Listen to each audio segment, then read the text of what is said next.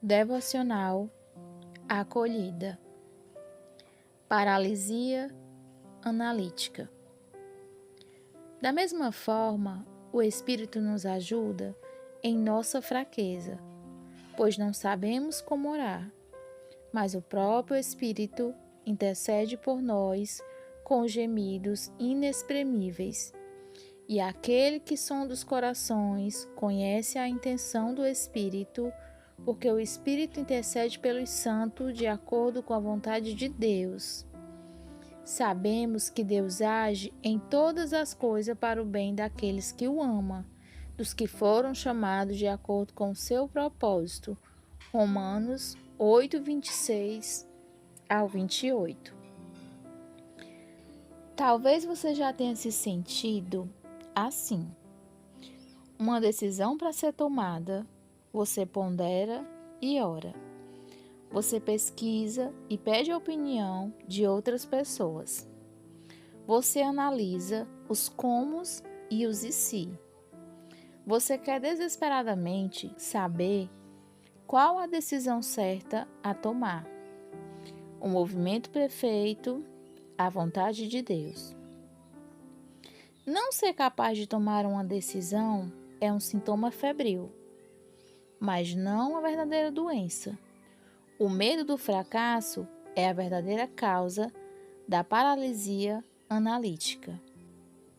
Devemos temer não estar de acordo com a vontade de Deus. Mas se você deseja agradar a Deus com a decisão que toma por conta própria e que mais tarde se mostra um erro, isto é um erro e não o fim. Demorei bastante para aprender isso. Lembro de ser uma jovem garota, imaginando como eu faria todas as escolhas certas da vida. E se eu escolher a faculdade errada? E então escolher a cidade errada para me mudar depois da faculdade? E depois escolher o emprego errado que me colocará no currículo de errados amigos?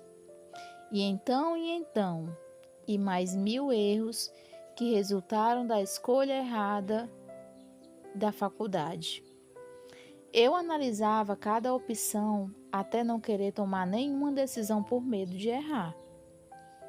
As promessas de Deus não dependem da minha capacidade de sempre escolher bem, mas da capacidade dele de me usar bem.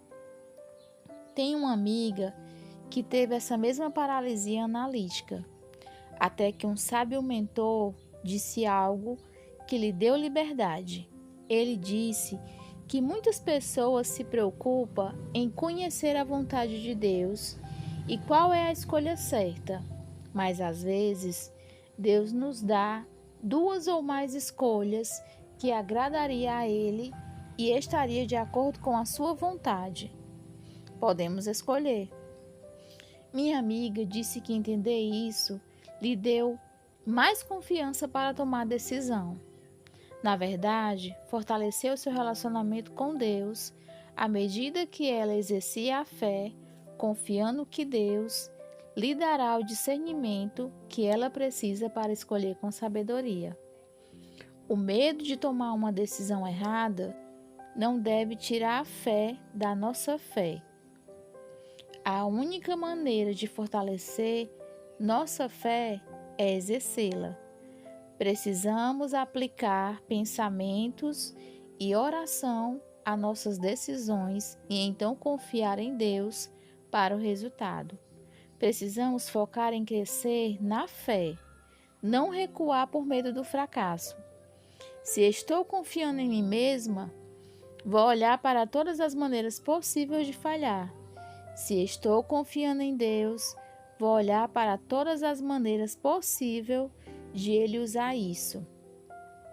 Quer eu fale ou eu seja bem-sucedida. Quando eu encarar o fracasso, eu temerei. Vou me convencer de que é a pior coisa que pode acontecer e eu vou ficar presa. Mas quando eu olho para todas as maneiras possíveis de Deus usar isso, quer seja bem-sucedida ou falhe, enfrentarei minha decisão. Vou me convencer de que é melhor eu me mexer e descobrir do que ficar presa. Aqui está o ponto principal.